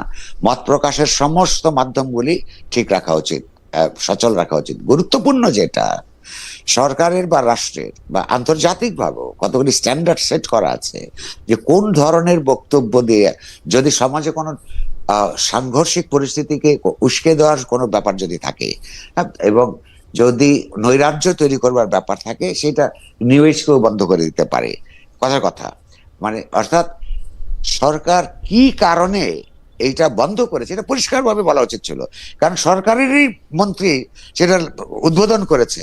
আর তাহলে কি যেই মন্ত্রী উদ্বোধন করেছে তাকে কি ইউনূস সাহেব ডেকে নিয়ে জিজ্ঞাসা করেছেন কিনা যে আপনি এটা করলেন কেন? অথবা ওই মন্ত্রী ইউনূস সাহেবকে গিয়ে জিজ্ঞেস করেছেন কিনা, বা স্বরাষ্ট্রমন্ত্রীকে, যে আমি যে এটা উদ্বোধন করে আসলাম আপনি সেটা বন্ধ করলেন কেন? লক্ষ্য করুন, অসঙ্গতির কোনো শেষ নাই। আমি মনে করি যে ওইটা বন্ধ করা ঠিক হয় নাই। শুনুন, এই যে জামাত ইসলামী যে আজকে একটা বা অন্যান্য দক্ষিণপন্থী দলগুলি যে বরাবর এই জায়গায় চলে গেছে, এইটা তারা অনেক কথা বলতেছে বলে মানুষ বুঝতে পারছে। মানুষের বিবেক, বিবেচনা এবং সিদ্ধান্ত নেবার ক্ষমতা সম্পর্কে কারোর ভুল করা উচিত না। কেমন কারণ হচ্ছে যে মানুষ ঠিক বুঝতে পারে যে কেউ যদি গালাগাল দিচ্ছে দিক না, হ্যাঁ, খুব গায়ে লাগে, আর এটা সত্য, হ্যাঁ, কিন্তু সেটা ধৈর্য থাকতে হবে আপনার। আপনাকে যিনি গালাগাল দিচ্ছে তার বক্তব্য আপনাকে ভদ্রভাবে যদি আপনি আপনার রিফিউট করতে পারেন, হ্যাঁ, তর্ক করে শেষ পর্যন্ত আপনি আপনার কি বলে যে আপনি জিতবেন, অন্যরা হেরে যাবে। আর আরেকটা কথা হচ্ছে, গালাগাল তো দিবে। আপনি যে প্রশ্ন করছিলেন একটা, হ্যাঁ, গালাগাল দিয়ে কথাও আছে ওই যে মানে সারাক্ষণ মানে আপনি যদি আমাদের এখন যারা লাইভ আমাদের দেখতেছেন তাদের অনেকেই আপনার কথা পছন্দ করতেছেন, অনেকে আবার পছন্দ করতেছেন না। যারা পছন্দ করতেছেন না তারা আবার খুব মানে আমি বলবো না যে খুব শালীন ভাষায় আপনাকে কথা বলতেছেন, খুব অশালীন ভাষায় বলতেছেন। আমাকেও মানে আমি একটা উদাহরণ দিলে আপনি বুঝবেন করবে, আমি তার নাম বলতে চাই না। এরকম বলতেছিল যে দুইজন বাটপার বসছে। এখন আমি পর্যন্ত ঠিক আছে, কিন্তু আপনাকে বলা এটা আমারও এই যে গায়ে লাগে আর কি, যেটাকে আপনি গায়ে লাগা বলতেছেন। তার আগে যে আমি কমেন্টটা পড়লাম, আপনি ইদানিং ভয়ে ভয়ে কথা বলেন, দেখেন কমেন্ট আসে এরকম। ওনার নাম হাসনাত কিরণ 3719। তিনি বলছেন খালেদ এখন যে কমেন্ট পড়লেন সেটা যে আপনারই বট বাহিনীর করা কমেন্ট সেটা সহজেই বোঝা গেল। আপনি বলতেছিলেন যে মানুষ নাকি বোঝে, মানুষ তো সহজে নানা রকম কিছু বোঝে দেখি, মানে আমার বট বাহিনী দিয়ে আমার বিরুদ্ধে আমি কমেন্ট করতেছি বা পক্ষে কমেন্ট না, প্রতিটা কিছু কিছু সময় লাগে। ধরুন আমার তো সন্তান সন্ততি আছে, মা বাবা ছিলেন, আমি খালি আমার মা মারা গেছে এটার জন্য এখন আমি কৃতজ্ঞ। মানুষের মা মারা গেলে কেউ কৃতজ্ঞ হতে পারে? মানে আচ্ছা, কেন আমার এই বৃদ্ধা মাকে জামাতের এই বটবাহিনী যে অশ্লীল ভাষায় এই বৃদ্ধা মাকে কত মানুষ কতবার যে বিছানায় নিয়েছে, আমি সৌভাগ্য আমার মার চোখে এটা দেখতে হয় নাই। তার সব কয়টা সন্তান ওই আমার কোনো মানুষের বিরুদ্ধে কোনো কিছু করে না, মানুষের কল্যাণের জন্য চেষ্টা করে। তিনি নিজে এটা করেছেন। আর তাকে আজকে আমার রাজনৈতিক, দার্শনিক, সাংস্কৃতিক অবস্থানের কারণে যেই গালিগালাজ তারা দিচ্ছে, এটা আপনার শুনতে হচ্ছে। এখন মা আমাকে জিজ্ঞেস করলে আমি বলতাম, উনি এটা জিজ্ঞেস করেন নাই, কারণ তিনি জানেন ছেলেটা একটু লড়াকু টাইপ ছোটবেলা থেকে। তিনি আমার উত্তরটা খুব সোজা। বন্ধু বান্ধব জিজ্ঞেস করে, এই যে মানুষ তো তোমার একটা বিরাট অংশ মানুষ ঘৃণা করে, আমি জিজ্ঞেস করি বেশি সংখ্যক না কম সংখ্যক, ভালোবাসে কত সংখ্যক না বলছে সেটা অনেক সংখ্যক। আপনি একটা সমাজের মধ্যে ভেস্টেড ইন্টারেস্টের বিরুদ্ধে কথা বলবেন, এক সংগঠিত নৃশংস শক্তির বিরুদ্ধে কথা বলবেন, একটা বৈষম্য যুক্ত একটা সমাজের মধ্যে বৈষম্যের প্রতিষ্ঠাহীনতা জন্য, সাম্যের জন্য লড়াই করবেন, তাহলে আপনার শত্রু তৈরি হবে না। পাওয়ারফুল মহলে আপনি বুদ্ধিবৃত্তিক রাজনৈতিক তৎপরতায় থাকবেন, অথচ আপনি কিছু শত্রু সৃষ্টি করতে যদি আপনি না পারেন, অর্থাৎ আপনার কথা লেখা এগুলিতে কোন রকমের সমাজে প্রতিক্রিয়া হয় না, তা সেই জীবন তো আপনার তাৎপর্যহীন। মিত্র সমাবেশ যেমন ঘটাতে হবে, তেমনি সমাজের যারা ইতিবাচক বিকাশের বিরুদ্ধে যারা থাকে তাদের শত্রু, তাদেরকে আপনি ওই জায়গায় যেতে হবে তারা আপনাকে শত্রু হিসাবে মনে করে। বা সেই শত্রুতা মোকাবেলা করার জন্য আপনার মিত্র শক্তির সমাবেশ থাকাটাও গুরুত্বপূর্ণ। না কিন্তু কই ভাই, আপনার আমি আবারও বলছি যে দর্শকদের মানে কাছে বলি যে আমি তো অনেক সময় কবির ভাইয়ের কাছে গেছি, ক্যামেরার বাইরে বা ক্যামেরার সামনে, রেকর্ডের বাইরে বা রেকর্ডের সামনে। কবির ভাই ওই সময় তো এইটা মোকাবেলা করার জন্য 15 বছর যখন গত সরকার ক্ষমতায় ছিল, আপনি তো আমাকে একটা টোটকা দিছিলেন যে আপনি খালি আপনার যে ব্যাংক স্টেটমেন্ট, যে আয়কর, টাকা পয়সা, ওই জায়গাটা আপনি ঠিক রাখবেন, তারপর আপনি যা খুশি তাই বলেন, যা খুশি তাই আপনি মানে সাংবাদিকতার এথিক্সের মধ্যে থাইকা সেটা আপনি করেন, আপনার কোনো ভয় পাওয়ার কারণ নাই। কিন্তু এখন তো আর মানে সেইটা আমি মাইনে চললাম, কিন্তু এই যে শত্রু বা এই যে গালাগালি, এইটারে কি কোন স্টেটমেন্ট ক্লিয়ার রাখা মোকাবেলা করবে? এইবার এই কারণে আমি আসছি। অর্থাৎ আপনার বিরুদ্ধে যখন আপনার সত্য কথনের জন্য যদি রাষ্ট্র নিজে নিপীড়নমূলক কাজ করে, তো রাষ্ট্র কখনোই এই পর্যন্ত হিটলার থেকে শেখ হাসিনা পর্যন্ত কেউ কখনো বলে নাই যে আমার সমালোচনা করে বলে তাকে আমি গ্রেফতার করেছি অথবা তাকে ভোগাচ্ছি। ওরা নানান ধরনের ফাঁকফোকর খোঁজে। ফাঁকফোকরের মধ্যে যারা আর্থিক জীবনটার মধ্যে যাদের কোনো ভেজাল আছে, ওই ফাঁক দিয়ে ঢুকে তাকে ধরে নিয়ে না, যে দুর্নীতির অপরাধে তাদেরকে ধরে নিয়ে যায়। আমি তখন তো রাষ্ট্র সরকার ছিল আপনার সত্যবাদিতার বিরুদ্ধে, তখন আপনাকে ওই টোটকা দিয়েছি যে সরকার তো আপনাকে খুঁজবে আপনি দুর্নীতি করেছেন কিনা। আপনি যদি উচিত কথা সমাজে বলতে চান, দুর্নীতির বাইরে থাকতে হবে, সেই ক্ষেত্রে আপনার জীবনে কষ্ট হবে। খাতা পরিষ্কার, অর্থাৎ সরকারের কাছে নিজের আমলনামা, রাইট, জাগতিক আমলনামা, কিন্তু ধর্মের আমলনামা তো আরেকটা। হ্যাঁ, রাজনৈতিক সাংস্কৃতিক আমলনামা পরিষ্কার থাকতে হবে, যাতে আপনাকে ধরে যদি, তাহলে আপনার কথার জন্যই ধরে, হুম, অন্য কোনো অজুহাত যাতে দেখাতে না পারে। হুম, আর এখন এইটা হচ্ছে যে ওই যে সংগঠিত শক্তি, তারা সরকারের মধ্যে আছে, সরকারের আপনার ছত্র ছায়া আছে। হুম, হ্যাঁ, সে কারণে এই যেমন আইনের ল এনফোর্সমেন্ট নাই, এই যে আমার বিরুদ্ধে বলে দিল একটা কথা, ধরেন এইটা যে সরকার তো করছে না, অ্যাপারেন্টলি করছে সমাজে রাজনৈতিকভাবে সংগঠিত কতগুলো আপনার সহিংসতাবাদী নৈরাজ্যবাদী গোষ্ঠী। আচ্ছা, এখন এটার জন্য কি আমি খুব ওই কথাটা আবার খুব সরলভাবে নিলে অসুবিধা আছে, যে শত্রু সমাজে তৈরি করতেই হবে। শত্রু আপনার হয়ে যাবে, এদের একটা অংশ না বুঝে, ধরেন আমাদের সম্পর্কে জানে না, আমাদের কাজকর্ম সম্পর্কে ধারণা নাই, ফলে জামাত ইসলামী বা অপরাপর ডানপন্থীরা তাদেরকে যা বোঝায়, বা অপরাপর অগণতান্ত্রিক রাজনৈতিক শক্তি দ্বারা বোঝায়, সে কারণে করে। এই লড়াইটা দীর্ঘস্থায়ী, এই লড়াইটার কষ্ট আপনাকে করতে হবে। এটা কোনো নতুন না, সারা পৃথিবীতেই কিছু মানুষকে তার নিজস্ব চিন্তার পক্ষে দাঁড়াতে হয়েছে। হয়তো তারাও তাই মনে করে, তারা মনে করে যে তাদের চিন্তাটাই, আমাদের যারা রাজনৈতিক প্রতিপক্ষ, দার্শনিক প্রতিপক্ষ, তাদের অনেকেই কিন্তু এই যে ডেডিকেশন নিয়ে গালাগালটা দেয়, ওদের একটা বিরাট অংশ মনে করার ঠিক কাজ করতেছে। কবির ভাই, আমি এখানে ফলে আপনার এটা ধৈর্য নিয়ে তাদেরকে বলতে হবে যে তোমার চিন্তা ভুল, তুমি যদি দেশটাকে ভালোবাসো, তুমি যে পদ্ধতিতে ভালোবাসো, সেই ভালোবাসাটা প্রতিষ্ঠিত হবে না। এটা এই পরিশ্রম করতেই হবে। না করবে, আমি মানে যারা আপনি অনেকগুলি প্রেক্ষাপট করলেন, কিন্তু যারা আসলে আমাদের সমাজের ওপিনিয়ন লিডার বা মত মোড়ল আছেন, তারা কিন্তু এই অসহিষ্ণুতাকে বা এই ধরনের জিনিসগুলিকে অনেক ক্ষেত্রে উস্কে দিয়ে থাকেন। এই প্রসঙ্গে আমি আসবো, কিন্তু আমাদের দর্শকরা অনেকে এই প্রশ্ন করেছেন যে আজকেও আমরা দেখলাম যে একজন সাংবাদিক, তার নাম হচ্ছে নাজনীন আক্তার, তিনি নাজনীন মুন্নি, তিনি বলছেন নাজনীন মুন্নিকে বাদ দিন, না হলে প্রথম আলো ডেইলি স্টারের মতো আগুন লাগিয়ে দিব, এটা বলে তিনি ফেসবুক স্ট্যাটাস দিয়েছেন। অনেকে বলছেন আনিস আলমগীরকে গ্রেফতার করা হয়েছে, অনেকে বলছে যে আব্দুল নূর তুষার এবং জনাব মাসুদ কামাল, তারা যেহেতু অনেক কথা বলেন, সেই জন্য তাদেরকেও আসলে পরবর্তী আক্রমণের শিকার হতে পারে। শাকিল এবং রূপা দম্পতি কারাগারে আছেন, হত্যা মামলায় জামিন হচ্ছে না, জামিনের জন্য মামলা উঠলেই সেটা নিয়ে আবার কথা হয়। আরও সাংবাদিক যারা আছেন, যারা সাংবাদিকতার জন্য যারা জেলে আছেন, তাদের ব্যাপারে আপনার মত একটু তারা শুনতে চান, যে আপনি তাদেরকে। আমার মত একান্ত পরিষ্কার, একাধিকবার বলেছি, লিখেছি, আবারও বলছি। সেটা হচ্ছে যে বাংলাদেশে দলীয় বুদ্ধিজীবিতার কারণ, একটা প্রবণতা, ধারা তৈরি হবার কারণে বিভিন্ন সময় বিশ্ববিদ্যালয়দের অধ্যাপক থেকে শুরু করে সাংবাদিক পর্যন্ত বিভিন্ন সময় সরকারের সঙ্গে অযাচিতভাবে খামোকাই কিছু সুখ সুবিধার জন্য আপনার দালালি করেছে।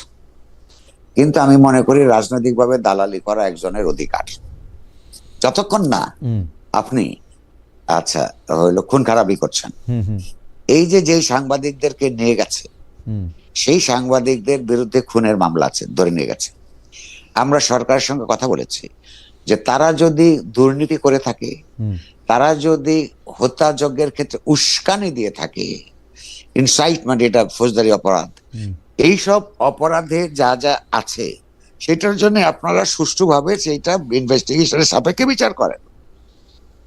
কিন্তু তার খুন করেছে সরকারের লোকেরাও জানে যে এই মিথ্যা মামলা, এই মিথ্যা মামলাগুলি তাদেরকে প্রত্যাহার করার জন্য আমরা বহুবার অভিযোগ জানিয়েছি, ব্যক্তিগতভাবে, অর্থাৎ নিউজ পত্রিকার সম্পাদক হিসেবে বলেছি, পত্রিকার সম্পাদক পরিষদের তরফ থেকে বলেছি, সরকার আপনার আমাদেরকে কথা দিয়েছে করবে, কিন্তু সরকার সর্বশেষ বলেছে আমরা প্রকাশ্যে, সেই বিষয়ে এই সরকার কোনো ন্যূনতম পদক্ষেপ গ্রহণ করে নাই। আমি আবার এটার প্রতিবাদ করছি, এটার পক্ষে জনমত সংগঠিত করবার প্রয়োজন বলে বোধ করছি। কারণ ফৌজদারি অপরাধ যে করে নাই, একটা লোক কোন সরকারকে নিঃশর্তভাবে সমর্থন করবে কিনা, এটা তার আত্মমর্যাদা বোধের সঙ্গে, তার রাজনৈতিক দর্শনের সঙ্গে জড়িত। সেইটার কারণে তো আপনি মামলা করতে পারেন না। হ্যাঁ, তাহলে তার জগতে খুব জগৎ জটিল হয়ে যাবে। কিন্তু সরকারি তৎপরতায় যদি তার কোনো ফৌজদারি অপরাধ থেকে তাকে বিচার হোক, আর এখন যারা হুমকি দামকি দিচ্ছে, আমি তো আবারও বলছি, একটা জাতিবাদী ফ্যাসিস্ট সংস্কৃতি থেকে এখন একটা ধর্মবাদী রাজনৈতিক আপনার ফ্যাসিবাদী সংস্কৃতির মধ্যে আমরা এসে পড়েছি। এই সময়টা অত্যন্ত খারাপ, একটা ট্রানজিশন দরকার, একটা জবাবদিহিতামূলক গণতান্ত্রিক সরকার প্রতিষ্ঠাও খুব জরুরি। এই নির্বাচিত সরকার প্রতিষ্ঠিত হলে এই দেশে দুধের নহর বইবে, এইরকম কোন কল্পনা করবার জন্য দুর্বুদ্ধিতা আমার নাই। কিন্তু এই সরকারকে আপনি কোথা থেকে বলবেন? একটা পার্লামেন্ট নাই যে তাকে সমালোচনা করবেন, জনসভা ডেকে আপনার আমার কোনো কথা বলবার অবস্থা নাই। রাজনৈতিক দলগুলো যার যার মতন করে তার এজেন্ডা নিয়ে যাচ্ছে। হ্যাঁ, তারা কিন্তু আমরা যখন বিপর্যস্ত বোধ করেছি, তারা এসছেন, কথা বলছেন। আমি মনে করি যেখানে আরো গণতান্ত্রিক চিন্তার পক্ষে আপনার বৃহত্তর ঐক্য এখানে গড়ে উঠবে, এবং শেষ পর্যন্ত সেটাই একটা দেশের জন্য ভরসা। না, কিন্তু কবির ভাই, আমি এই প্রশ্নটা একটু করতে চাই যে যারা আমাদের ওপিনিয়ন লিডার বা মত মোরল, তারা তো আমরা যেরকম একটা মানে মানে যেরকম একটা সমাজ চাই যেখানে সব মানুষের কথা সব মানুষ শুনবে বা মেনে নিবে, একটা সহনশীলতা দেখাবে, তারা তো আমি আমি আমি দুইটা ক্লাসিক কেস বলি, তারাই তো আসলে এগুলিকে অনেক সময় ফেসিলিটেট করতেছে বা তারা এগুলিকে ভালো বলতেছে। যেমন আমাদের প্রেস সচিব যিনি আছেন, প্রধান উপদেষ্টার প্রেস সচিব জনাব শফিকুল আলম, তিনি নামি আন্তর্জাতিক গণমাধ্যমে কাজ করেছেন, সুনামের সঙ্গে কাজ করেছেন। সেই শফিক ভাই কিন্তু এর আগে যখন আমরা অভিযোগ করেছি, আপনি যখন অভিযোগ করেছেন, তখন এটাকে প্রেশার গ্রুপ বলেছেন, মব মানতে চাননি, মানে খুবই স্ট্রেইট ফেসে নানা ধরনের কথা বলেছেন। আমি আরেকটা ক্লাসিক কেস, আমার শিক্ষক জনাব আলী রিয়াজ, তাকে আমি শুধু প্রশ্ন করেছিলাম, তাকে ইন্টারভিউর সময় আমি তাকে প্রশ্ন করেছিলাম যে এই জনাব মতিউর রহমান চৌধুরী যে বলছেন এই উপদেষ্টা পরিষদেও তো অনেকে আছেন, তাদের বিরুদ্ধে লিখতে পারতেছি না, সবাই তো আর ভালো না। তো এইটা তখন উনি আমাকে বলেছিলেন আপনি তো তবু এখন প্রশ্নটা করতে পারছেন। তখন আমি বলছিলাম যে এরকম টুকটাক প্রশ্ন তো শেখ হাসিনার সময় অনেকে করছে। তখন উনি বলছে আপনার এই বক্তব্য ফেসিবাদের পক্ষে চলে যাচ্ছে খালেদ। আচ্ছা, এবং জি, দুইটা ব্যাপার যদি একটু বলেন। জি, আচ্ছা আচ্ছা, এক, প্রধান উপদেষ্টার প্রেস সচিব, জি, এই কথা সত্য, আপনি ঠিক মতো তাকে উদ্ধৃত করেছেন। এই যে কত দঙ্গলবাজি যখন হচ্ছিল, এই দঙ্গলবাজদেরকে উনি আপনার প্রেশার গ্রুপ হিসেবে দেখবার জন্য তিনি দেখতেন এবং অন্যদেরকে পরামর্শ দিয়েছেন। বেশি দিন তো হয় নাই তিনি তার ভুল বুঝতে পেরেছেন। আপনি লক্ষ্য করুন, ওই গ্রুপটাই যখন আপনার এই ডেইলি স্টার, প্রথম আলো অফিস আগুন দিচ্ছে, ওই রকমের চিন্তার পক্ষের লোকেরাই যখন দিচ্ছে, একেবারে হ্যাঁ উগ্র ডানপন্থী ধরনের, সেটা তারপর যে উনি যে ফেসবুক পোস্টটা দিয়েছেন কেঁদে কেটে, তার মনে হচ্ছে যে ধরুনি দ্বিধা হও, এটা বলেছেন উনি। তার মানে আমি আপনাকে আগে যেটা বললাম, যে মানুষ যখন ভুল করে, ভুল করে বা চিনতে শনাক্ত করতে কোনটা কি প্রবণতা করে, গালি দেয়, কিন্তু সময়ের মধ্য দিয়ে অতিক্রান্ত হলে এবং তার বিশ্লেষণ ক্ষমতা বাড়লে বা অন্যদের বিশ্লেষণ দিয়ে প্রভাবিত হলে, অথবা তার দৃষ্টিমান হয়ে উঠলে, এগুলো একসময় বুঝবে। জগতের চিন্তার বিকাশ প্রক্রিয়া এরকমই ছিল। অন্য কোনো দেশের চেয়ে সুষ্ঠু খুব বেশি ছিল না। এই ইনটলারেন্স সবসময় ছিল, অসহিষ্ণুতা। আবার এই অসহিষ্ণুতার সংস্কৃতির বিরুদ্ধে আপনার সহিষ্ণুতার সংস্কৃতি যদি আপনি প্রতিষ্ঠা করতে চান, যিনি চায় তাকেই তো ইউ হ্যাভ টু, এটা বলে যে লিড বাই এক্সাম্পল, আপনাকেই তো সহিষ্ণুতা দেখাতে হবে। সেই সহিষ্ণুতাটা আমরা দেখাচ্ছি, আপনাকে অনুরোধ করবো আপনি দেখান, এগুলো এক নম্বর। তাহলে দেখেন আপনি একটা ফল পেয়েছেন, উনি নিজেই বুঝতে পারছেন তো এটা আসলে দঙ্গলবাজি। এক, আলী ডক্টর রিয়াজ কি বলে এই কথাটা বলেছিলেন আমি খেয়াল করি নাই, আমি আপনার কথা ধরে নিচ্ছি। হ্যাঁ, রাইট। আচ্ছা আচ্ছা, আমি বলবো এই কথা যদি উনি বলে থাকেন উনি ঠিক বলেননি। কেবলমাত্র প্রশ্ন করার যেমন পরিবেশ লাগে, তেমনি প্রশ্নের উত্তর পাওয়ার, যারা ক্ষমতার মধ্যে থাকে, কর্তৃত্বকে প্রশ্নের উত্তর পাওয়ার অধিকারও থাকে। তা না হলে গণতন্ত্র হয় না। উনি গণতান্ত্রিক সংস্কারের কাজের মধ্যে একটা নিজেকে নিয়োজিত করেছেন। আমি মনে করি এই কথা যদি এইভাবে তিনি বলে থাকেন, এটা ঠিক বলেননি। তাকে ওই যে কি বলে যে কিছু একটা হলে, যেমন আমাকে সেদিন আওয়ামী লীগ বলে গালি দিল না, ওই যে আমার উপর যে আক্রমণ করলো। আচ্ছা, তো প্রশ্নটা হচ্ছে যে এই যে একটা নাম দিয়ে পরিত্যক্ত মানুষ যারা পরিত্যক্ত সরকারের সঙ্গে ট্যাগ লাগিয়ে দিয়ে আপনার এই যে শাস্তিযোগ্য করে তোলবার প্রবণতা হিসেবে এটা ইতিহাসে আপনার থাকবে। ওনার কথাটা, উনি একটা ভুল কথা বলেছেন। হ্যাঁ, আমি মনে করি না তার এটা বলা উচিত ছিল। প্রশ্ন করা এনাফ না, হ্যাঁ, প্রশ্নের উত্তরও দিতে তারা বাধ্য যারা ক্ষমতায় আছে, ওইটাই গণতন্ত্র। এইটা যদি তারা বিশ্বাস না করেন তাহলে তারা গণতান্ত্রিক সংস্কারও করতে পারবেন না। খুবই মানে এটা সাংঘাতিক ব্যাপার। মানে আবার কারো ইন্টারভিউ, সাবেক প্রধানমন্ত্রী শেখ হাসিনার ইন্টারভিউ নিতে চাইছি আমি, মানে আমি বাংলাদেশে আসছিলাম কবির ভাই, আমার মাথার উপরে মনে আকাশ ভেঙে পড়লো, এত বড় অপরাধ আমি করছি। তারপরে দেখেন দুইটা জিনিস, তারপরে আমি আরেক জায়গায় গিয়ে বলছি যে কোন সাংবাদিক শেখ হাসিনা ইন্টারভিউ নিতে চাবে না, উনি তো মোস্ট শর্ট আফটার পার্সন এখন ইন্টারভিউ দেওয়ার জন্য। এইটারে লেখছে কোনো সাংবাদিক নিতে চাবে না, এই কথা নাকি আমি বলছি। এইবার বলে এবার আওয়ামী লীগের আক্রমণ যে তুই 2 পয়সার ইউটিউবার, তুই এগুলি কথা কেন বলস। মানে দুই পক্ষই মানে। কিন্তু আপনি এটা মুখস্থ করে রেখেছেন কেন? আপনার কথা শুনে মনে হচ্ছে যে আপনি ভীষণ বেদনা নিয়ে, না বেদনা ঘুমাইতে পারবেন না। বেদনা তো আছেই ভাই, এটা তো বেদনা তো ঘুম খুব গুরুত্বপূর্ণ, মনে রাখবেন।